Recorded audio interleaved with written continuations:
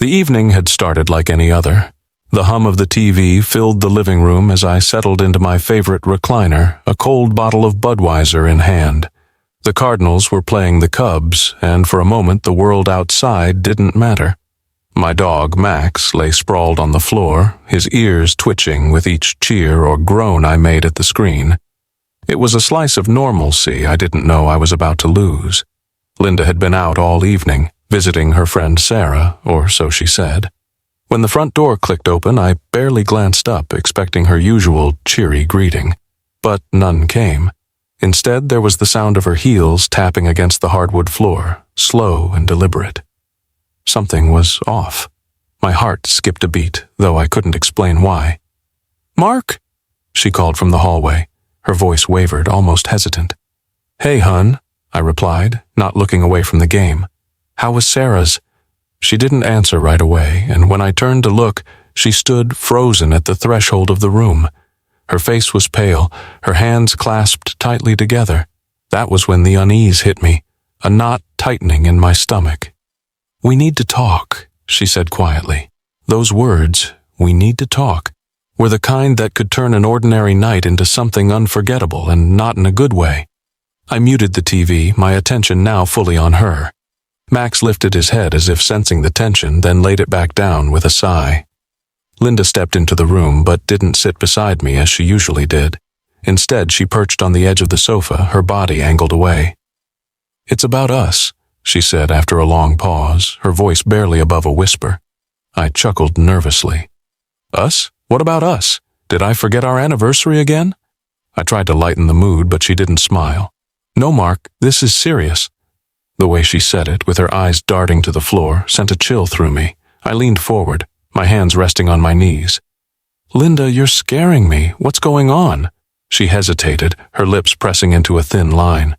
When she finally spoke, the words came out in a rush, like she was afraid she'd lose the courage to say them.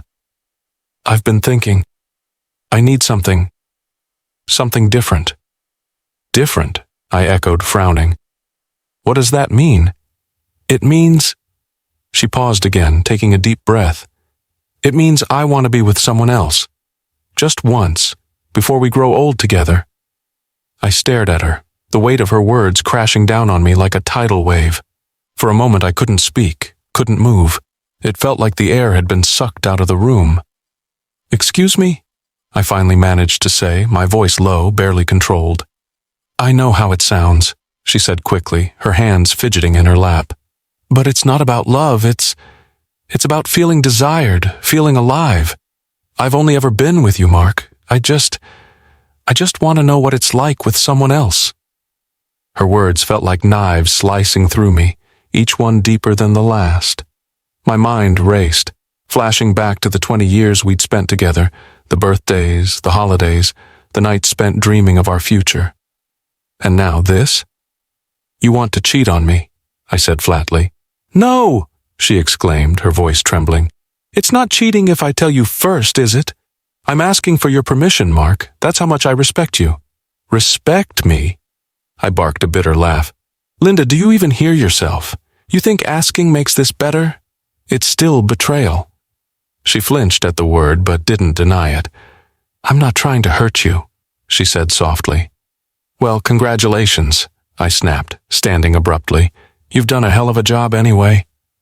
I began pacing, my thoughts a whirlwind of anger, confusion, and pain. How could she do this, after everything we'd built together, everything we'd been through? "I thought we were happy," I muttered, more to myself than to her. "I thought so too," she said, tears welling in her eyes. "But lately, I don't know. I feel invisible, like I'm just a wife, just a mother. I don't even feel like myself anymore." Her confession should have softened me, but it didn't. Instead, it only fueled my anger. "So your solution is to sleep with someone else? To throw away everything we've built for what? A fling?" "It's not about throwing anything away," she insisted. "It's about finding myself again, and then I'll come back to you. To us." I stopped pacing and turned to her, my jaw tight. "There is no us if you do this, Linda. There's no coming back from something like this." The room fell silent, the only sound the faint hum of the muted TV. Linda looked down, her shoulders shaking as silent tears fell. I wanted to comfort her, but I couldn't. Not after what she'd just said. For the first time in 20 years, the woman I loved felt like a stranger. The night after Linda's confession, the house felt different, quieter, heavier.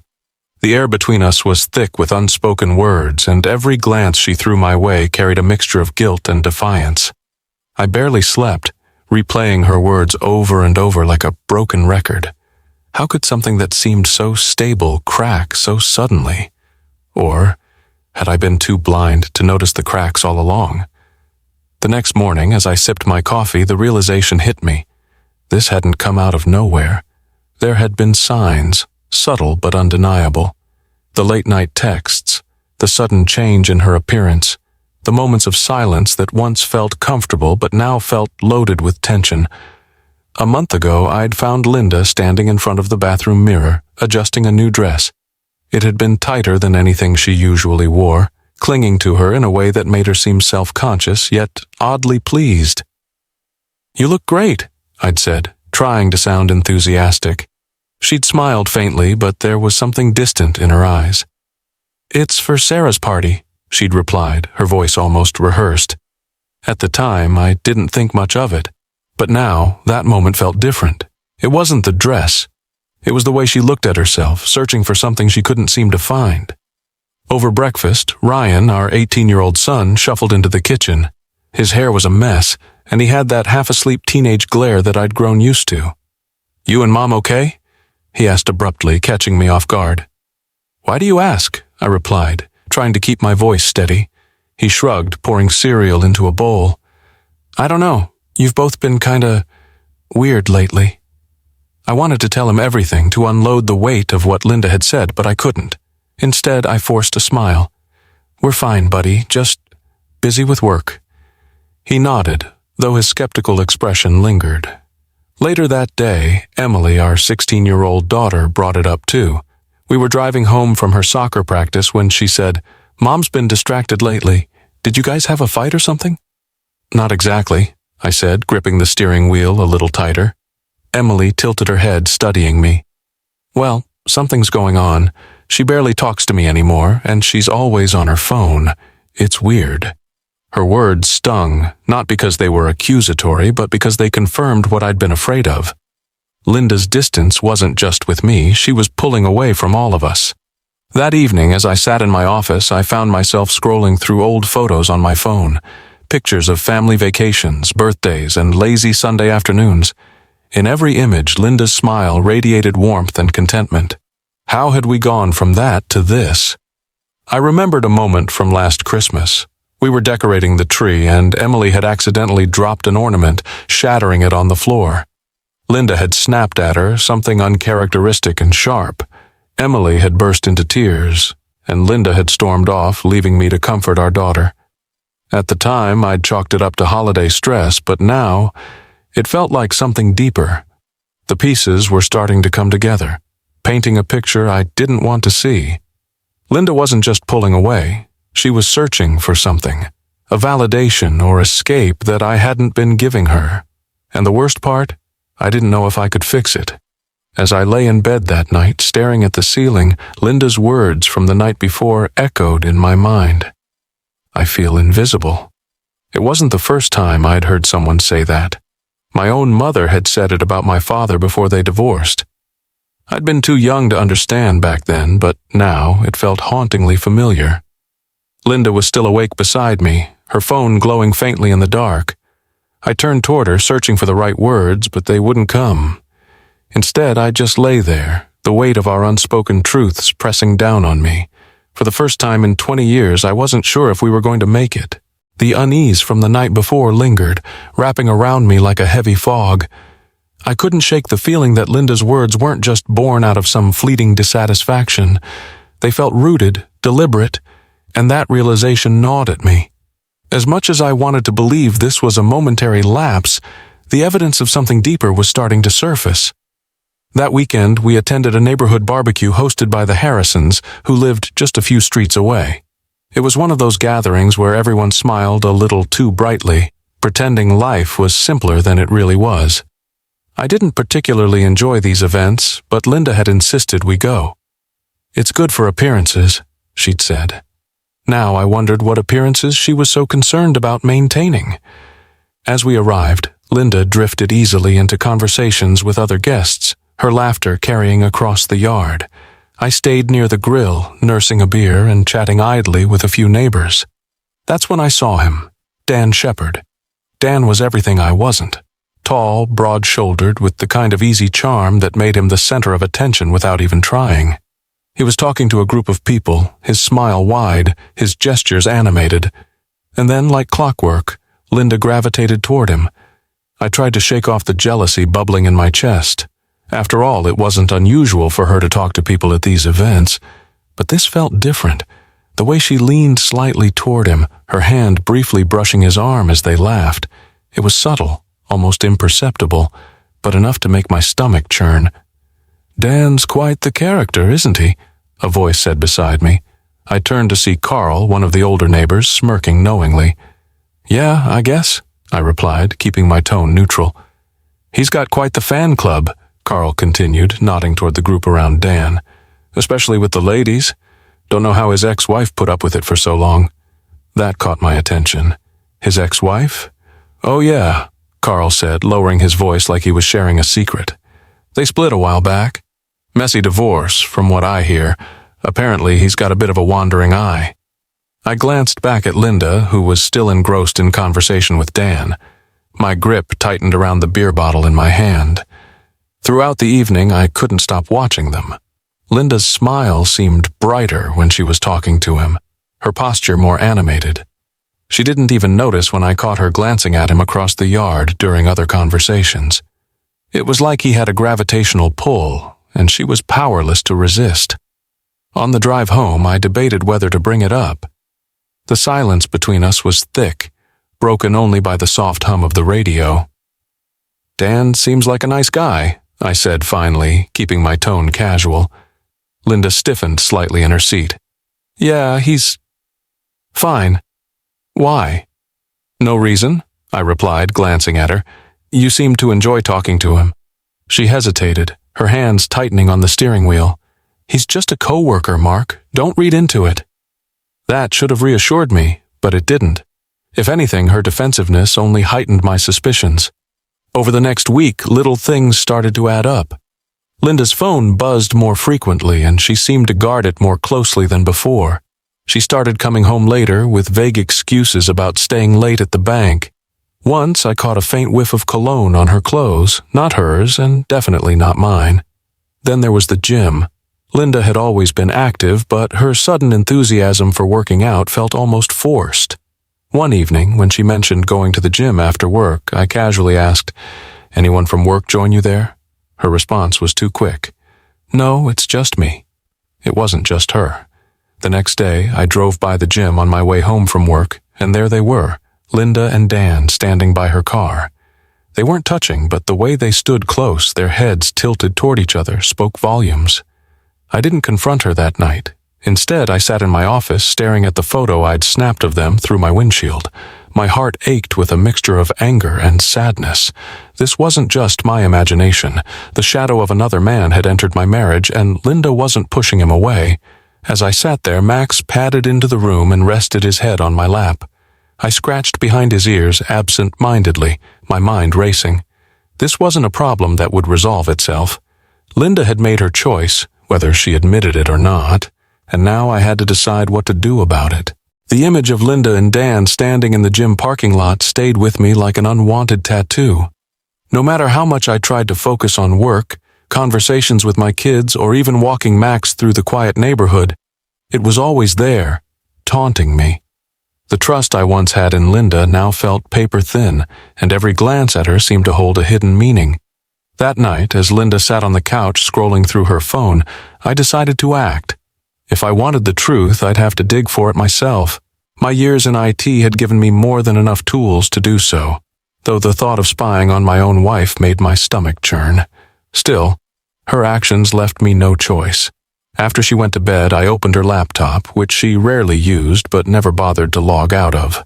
It didn't take long to find what I was looking for. Her email inbox was filled with the usual spam, work messages, and PTA announcements, but nestled among them were several emails from Dan. The subject lines were harmless, things like lunch plans and quick question, but the content told a different story. "Thanks for meeting me today. I really needed that laugh. I can't stop thinking about what you said. You're amazing, Linda." And the worst one, "When can we meet again? I'll make the time for you." My hands trembled as I scrolled through the messages. They weren't explicit, but they didn't need to be. The undertones were clear, and the thought of Linda sharing these moments with him felt like a punch to the gut. I closed the laptop and sat in the darkened room, my thoughts spiraling. What else had I missed? What other secrets was she keeping? My mind flashed to her phone, which she kept practically glued to her side these days. I'd seen her angle the screen away from me more than once, and now I knew why. The next morning I waited for the perfect moment. While Linda was in the shower, I grabbed her phone from the nightstand. My heart raced as I unlocked it. She hadn't changed the passcode. Relief mixed with dread as I navigated to her text messages. Dan's name was there, of course, but under the guise of Donna, a name I recognized as one of her co-workers. Clever. My hands shook as I opened the chat, and the texts stared back at me, each one another crack in the fragile shell of our marriage. Today was amazing. I feel like I can finally be myself around you. I wish I could see you tonight, but Mark's home. And the one that made my blood boil. I think about you every night before I fall asleep. I locked the phone and set it back on the nightstand, my mind reeling. This wasn't just an emotional affair. She'd lied, manipulated, and built an intricate web of deceit. Every late night, every gym session, every excuse to stay late at work, it all added up now. When Linda emerged from the shower, wrapped in a towel, she smiled at me as though nothing had happened. "Morning," she said casually, reaching for her coffee. I stared at her, the weight of what I'd just seen pressing down on my chest.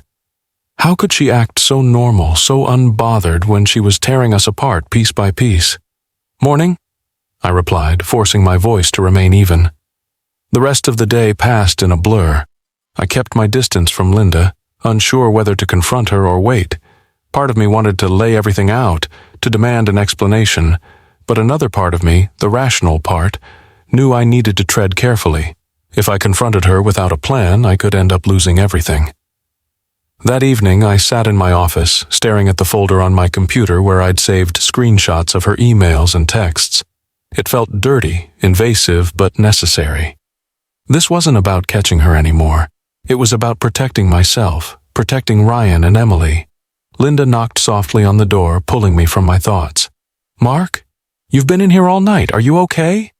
I turned to face her, searching her eyes for any hint of guilt. "I'm fine," I said. She lingered for a moment as if debating whether to press further, but eventually left. As the door clicked shut behind her, I exhaled deeply. The web of lies she'd spun was tighter than I'd imagined, but now I held the threads in my hands. The question was what to do with them. The days following my discovery felt like a balancing act on a razor's edge. Linda's laughter, her casual conversations, and even her touch, all of it felt hollow now. The warmth in her gestures was a veneer, and I couldn't unsee the cracks beneath. The emails, the texts, the subtle glances she thought I hadn't noticed, it was all building toward something, and I was determined to find out what. One evening, Linda announced she had a bank meeting with colleagues to discuss quarterly reports. Her explanation was smooth, rehearsed even. I nodded, pretending to believe her, while inside I felt my anger simmering. As she left, dressed sharper than usual for a work meeting, I waited until her car was out of sight before grabbing my keys. Using the GPS tracker I'd installed on her car, I watched her movements in real time on my phone. My heart pounded as the little dot on the screen stopped at a restaurant downtown, a place far too upscale for a casual business meeting. I clenched my jaw, gripping the steering wheel tighter. This was it. When I arrived, I parked a few spots away from her car and sat there, debating my next move. Confront her? Cause a scene? No, not yet. I needed proof. Not just for me, but for my kids, for anyone who would question why I was doing what I was about to do. I walked into the restaurant, my heart hammering in my chest. The dim lighting and soft jazz music made the space feel intimate, almost suffocating. I scanned the room, and there they were, Linda and Dan. They sat at a small table near the window, tucked into a corner as if they wanted privacy but not enough to avoid being seen. Linda laughed at something Dan said, her hand resting lightly on his forearm. It was a laugh I hadn't heard in months, not the polite chuckle she gave me during forced conversations, but something real, unguarded. I found a seat at the bar, angling myself just enough to watch them without being noticed. The bartender asked if I wanted anything, and I waved him off, my eyes fixed on the scene unfolding before me. Dan leaned in closer, speaking softly, and Linda's cheeks flushed in a way I hadn't seen since we were dating. My stomach churned. She reached into her purse, pulling out her phone, and they both laughed as she showed him something on the screen. It was so ordinary, so casual, and yet it felt like a knife twisting in my gut. I took out my phone and snapped a photo, the shutter sound muffled by the ambient noise. This was it, the undeniable proof I needed. As their conversation continued, I noticed something else. Linda seemed nervous. Her laughter was natural, but there was a stiffness in her shoulders, a hesitancy in her movements. She kept glancing around the room as if expecting someone to appear. Did she suspect I might follow her, or was there a part of her that still felt guilty? After an hour, they stood to leave. Dan placed a hand on her lower back, guiding her toward the door, and Linda didn't pull away. My fists clenched at the sight, but I forced myself to stay calm. I left through a side exit, making sure they wouldn't see me. As I sat in my car watching them walk to theirs, I felt a mix of rage and heartbreak. This was the woman I'd built my life with, the mother of my children, and here she was, acting like I didn't exist. When Linda came home later that night, she acted as if nothing had happened. She kissed me on the cheek, muttered something about the meeting running late, and went upstairs. I stayed on the couch, staring at the photo I'd taken. It wasn't just evidence, it was the end of any illusion I'd held on to. Whatever trust had remained between us was gone. The next morning, I couldn't hold it in any longer. Over breakfast, as she sipped her coffee, I placed my phone on the table and slid it toward her. Care to explain this? Her eyes widened as she stared at the screen. The color drained from her face and her hands trembled slightly as she put down her mug. Mark, Don't lie to me, I said, my voice sharp. I followed you. I saw everything. For a moment, she was silent, her lips pressing into a thin line. Then, to my surprise, she said, "It's not what you think." I laughed bitterly. "It's exactly what I think. You've been lying to me for weeks, Linda, maybe longer. And now I have the proof." "It was just dinner," she said quickly, her voice trembling. "Nothing happened." I leaned back in my chair, crossing my arms. "Do you really think I'm that stupid?" Tears welled up in her eyes, but they didn't move me. Not this time. "I didn't mean for it to get this far," she whispered. "But it did," I replied coldly, "and now we're here." Linda buried her face in her hands, sobbing quietly. Part of me wanted to comfort her, but I couldn't. Not after what I'd seen. The web of lies she'd spun had finally ensnared her, and there was no untangling it now. Linda's sobs from the morning replayed in my mind as I sat in my office that evening. The rawness of her guilt was undeniable, but so was the damage. She had lied, betrayed, and created a rift that felt insurmountable. The photo of her and Dan at dinner lay on my desk, the physical manifestation of all my suspicions. But what haunted me even more was the thought of how this would affect Ryan and Emily. I swiveled in my chair, looking out the window as the sun dipped below the horizon. The house was quiet now. Linda had retreated to our bedroom, leaving me to wrestle with the aftermath.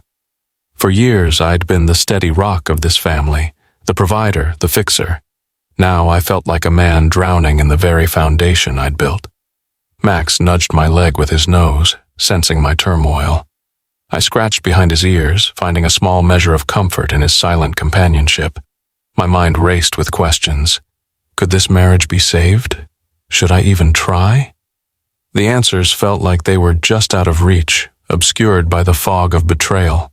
The next morning, Ryan found me in the kitchen, staring blankly at the coffee maker. "Dad, are you okay?" he asked, his voice tinged with concern. I turned to him, forcing a weak smile. "Yeah, buddy, just tired." He didn't look convinced. "You and Mom, you've been acting weird lately. Did something happen?" The directness of his question caught me off guard. Ryan had always been observant, more perceptive than I gave him credit for. I hesitated, unsure of how much to share.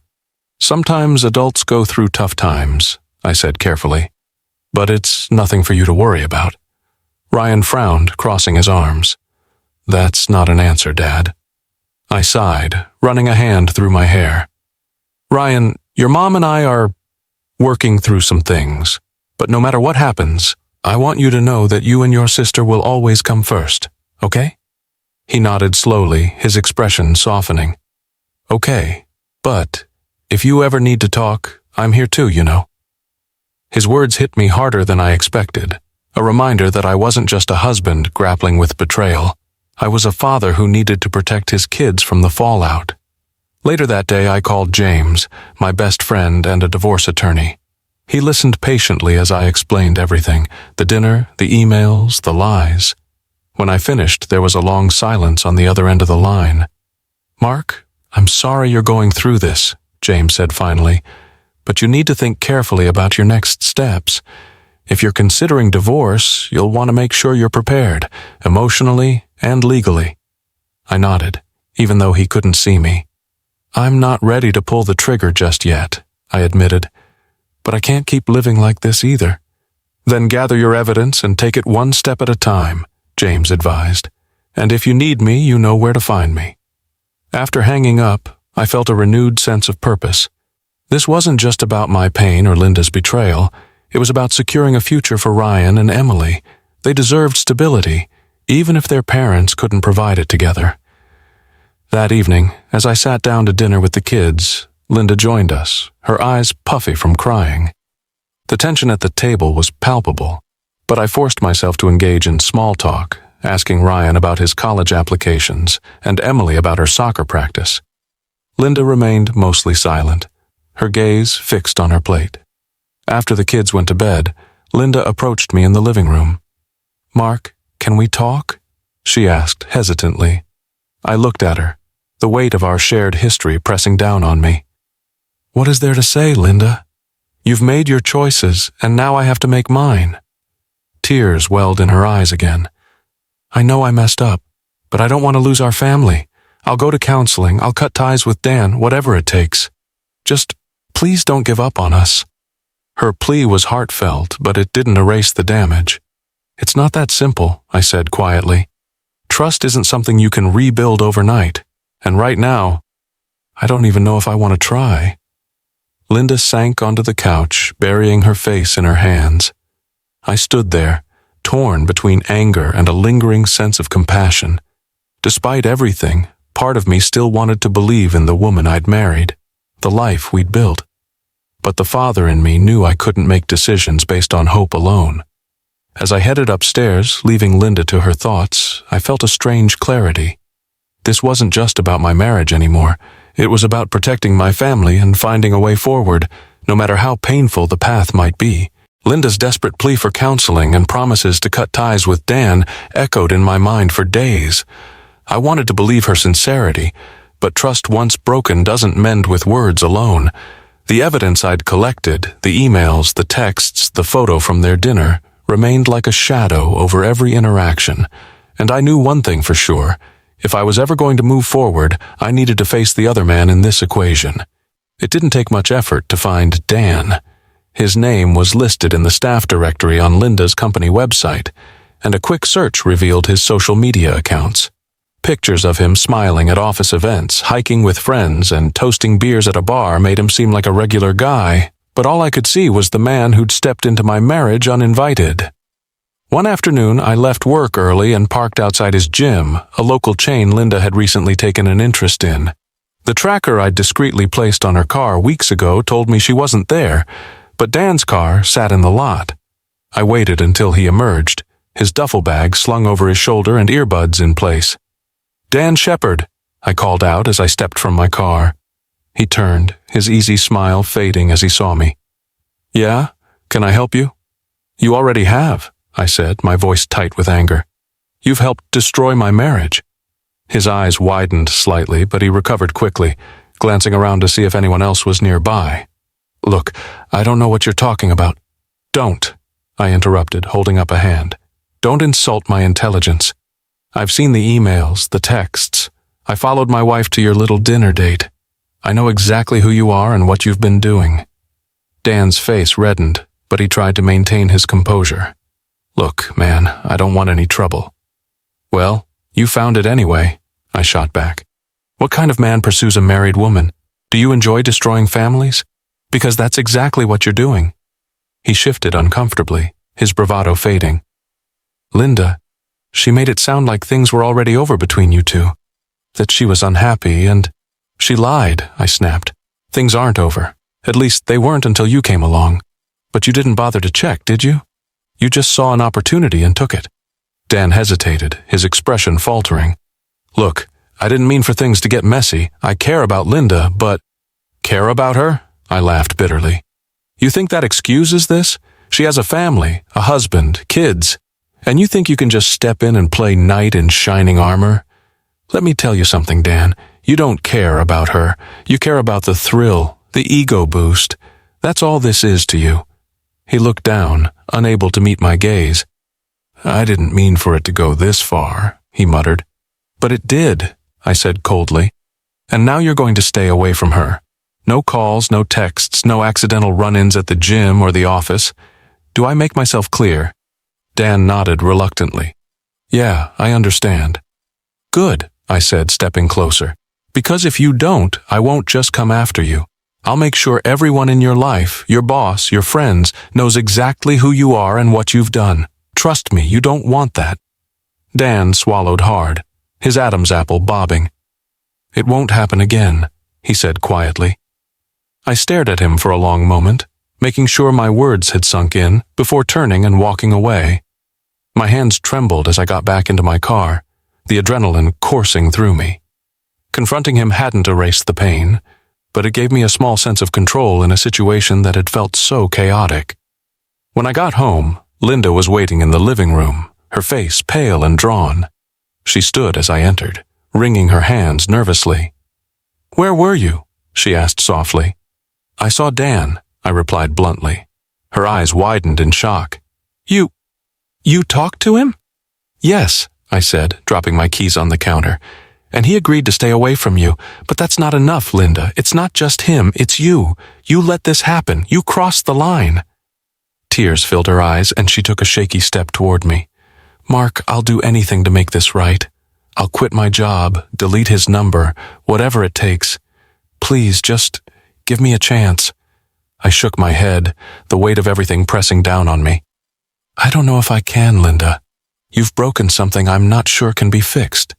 She sobbed quietly as I turned and headed upstairs, leaving her standing alone in the living room. My resolve had never been clearer. This wasn't just about Dan or even Linda's betrayal. It was about my self-respect, my family, and my future. And for the first time in weeks, I felt like I was taking control of my life again. The confrontation with Dan lingered in my mind like the echo of a storm. I'd made my stance clear, but no amount of words could undo what had already happened. Linda's betrayal wasn't just a lapse in judgment, it was a crack in the foundation of our marriage, one that grew wider with each passing day. Over the next week, things between us became unbearably tense. Linda's promises to quit her job and cut off all contact with Dan felt hollow, her actions too little, too late. I tried to focus on the kids, on work, on anything that could distract me from the growing void between us, but it wasn't enough. One evening, Emily came home late from soccer practice, dropping her bag by the door with a loud thud. What's going on with you and Mom? She asked bluntly, her expression serious. Caught off guard, I hesitated. Why do you ask? She crossed her arms, her brow furrowed. Because you're both acting like strangers. Mom's been crying in her room, and you look like you're about to explode all the time. Are you getting a divorce? The question hit me like a punch to the gut. Emily, your mom and I are working through some things, I said carefully. But whatever happens, we both love you and Ryan more than anything. That will never change. Her lips quivered as she fought back tears. But it's not the same. You don't even talk to each other anymore. Her words cut deep, a reminder of how much this was affecting not just me, but our kids. I wanted to reassure her, to tell her everything would be okay, but I couldn't lie. The truth was, I didn't know if things would ever be okay again. Later that night, Linda approached me as I sat in the living room, staring blankly at the muted TV. "Mark, we can't keep doing this," she said, her voice trembling. I turned to her, my eyes heavy with exhaustion. "You're right. We can't."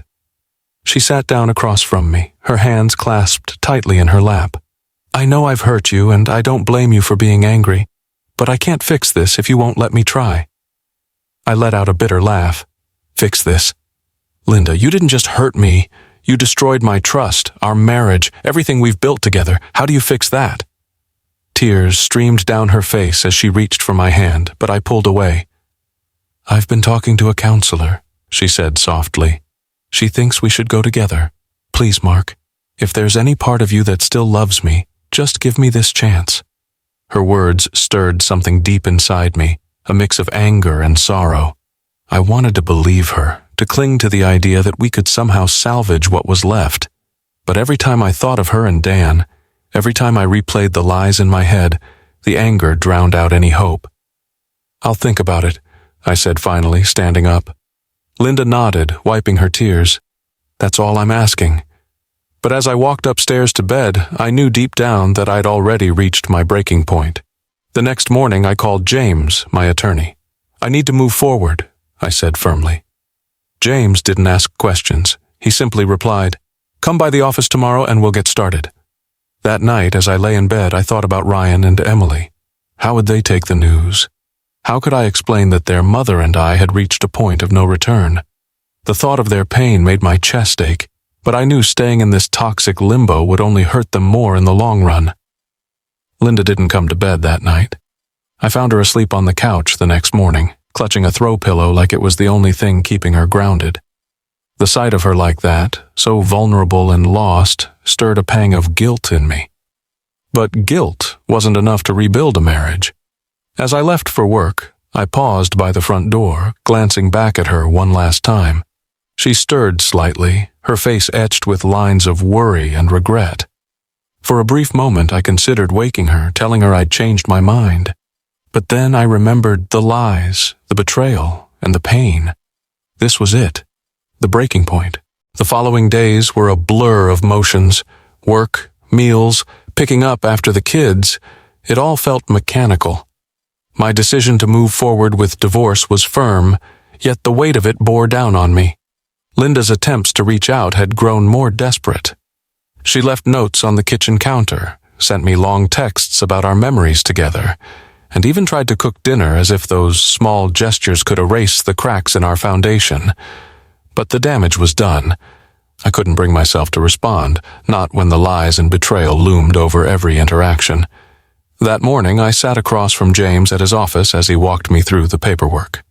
"Given the circumstances," James began, his tone measured, "you're in a strong position.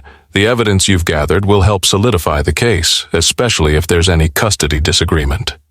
"I don't want this to be ugly," I said, though I knew it might already be too late for that. James nodded. "Sometimes things get messy no matter how hard we try to avoid it. But your priority should be protecting yourself and your kids." As I left his office, a strange sense of clarity settled over me. This was the right decision, not just for me, but for Ryan and Emily. They deserved a father who wasn't mired in mistrust and resentment. That evening, Linda was waiting in the living room when I got home.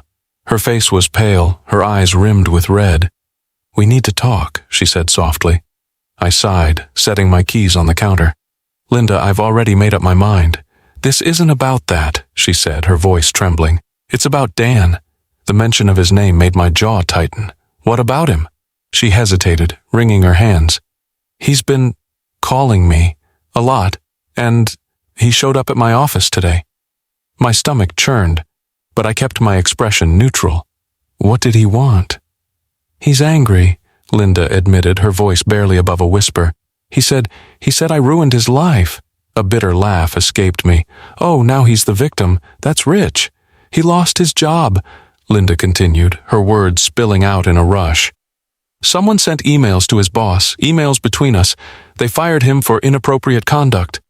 I froze, my mind racing. I hadn't sent the emails, though I'd considered it. Someone else must have intervened. "And his fiancée found out," Linda added, tears streaming down her face. "She called off the wedding. He blames me for everything." For a moment I felt a flicker of satisfaction. Dan had faced consequences for his actions, consequences he hadn't anticipated. But then Linda's next words shattered that brief moment of triumph. He said he's going to tell the kids everything," she whispered. My blood ran cold. "What?" "He said if I don't make things right, he'll come here and tell Ryan and Emily about us, about everything." Rage boiled inside me, but I forced myself to stay calm. "Linda, you need to cut him off, completely. No more calls, no more texts, nothing. Do you understand me?" "I already told him it's over," she said, her voice breaking. "But he's not listening. He's obsessed." I stared at her, a mixture of anger and disbelief coursing through me. "This is the mess you've made, Linda. And now it's spilling over onto our kids." "I didn't mean for any of this to happen," she sobbed, collapsing onto the couch. "Meaning doesn't matter anymore," I said coldly. "What matters is that you deal with it. I won't let that man anywhere near my kids. If he tries to come here, I'll handle him myself." The conversation ended with Linda sobbing quietly as I retreated upstairs, slamming the door behind me. Over the next few days, I kept a watchful eye on the house, waiting for Dan to make good on his threats. But he never showed. Instead, a week later, I received a call from James. "You won't believe this," he said, his voice laced with curiosity. "Dan Shepard just filed a harassment claim against Linda at her workplace. Says she's the one who initiated everything." I rubbed my temples, the weight of it all pressing down on me. "And let me guess, he's playing the victim." "Looks like it," James replied. "But the evidence you gathered? It paints a very different picture." As I hung up the phone, I couldn't help but feel a sense of poetic justice. Dan had stepped into our lives, thinking he could take what wasn't his, and now karma was catching up with him. But this wasn't over, not yet. My family was still in the crosshairs of his bitterness, and I would do whatever it took to shield them from the fallout. The weeks that followed felt like an endless game of cat and mouse. Linda's guilt weighed heavily on her, yet the emotional distance between us grew by the day. She attempted to make amends, calls to counselors, texts filled with apologies, but every gesture felt more like a Band-Aid on a wound that needed stitches. I couldn't pretend everything would magically return to how it was. My trust had been shattered, and the thought of repairing it seemed impossible. I focused on the kids, on Ryan and Emily. They were my anchor in this storm, the one part of my life that hadn't been clouded by betrayal. They knew something was wrong, but they had no idea how deep the wounds ran. I'd shield them from the worst of it, but I couldn't keep the truth from them forever. One Saturday, after a long week at work, I took the kids to the park. The sky was clear, the air crisp, and for a few hours it felt like everything was normal again. Emily ran ahead, laughing as she joined some friends, while Ryan stayed by my side, walking slowly. "Dad," he said, breaking the comfortable silence, "are you really going to divorce Mom?" I stopped walking, trying to find the right words. "I don't know, buddy. It's complicated." "You don't seem happy with her," he added, his voice quiet. I could feel his eyes on me, searching for answers. "I haven't been happy for a while," I said finally. "But it's not just about me. It's about what's best for all of us. For you and Emily, too." Ryan nodded, but his expression remained serious. "Do you think we'll be okay?" I crouched down to his level, making sure he could see the sincerity in my eyes. "I'll make sure you're okay. No matter what happens, you and Emily come first. Always." He smiled weakly, but I could see the worry still lingering. I ruffled his hair and stood up, but the conversation had left me with a deep sense of uncertainty. I had no clear answer, no easy solution. The future was still uncertain, but I had to make a choice. That evening, I sat down with Linda after the kids had gone to bed. She was sitting on the couch, her hands resting in her lap, her eyes swollen from another round of tears. The sight of her, so broken and vulnerable, stirred something in me, a mix of anger, regret, and pity. But it didn't change the fact that the damage had been done. "Mark," she whispered, her voice barely audible. "I don't know what else to do. I've done everything you asked, but you're still so distant. I can't fix this alone. I need you to meet me halfway." I looked at her, seeing the woman I had once loved so deeply, and yet now she seemed like a stranger. "Linda, I don't know if I can meet you halfway. I've tried, but the trust is gone. And trust is the foundation of everything, of a marriage, of a family. Without it, I don't think we can move forward." She reached for my hand, but I pulled away. "I know I hurt you. I know I made a terrible mistake, but I love you. Please don't walk away." The pain in her voice was genuine, but it didn't change the fact that her actions had set everything in motion. I wanted to believe her, wanted to hold on to what we had, but part of me knew I couldn't live in this constant state of distrust. "I can't do this anymore, Linda," I said quietly. "I can't keep living in this uncertainty.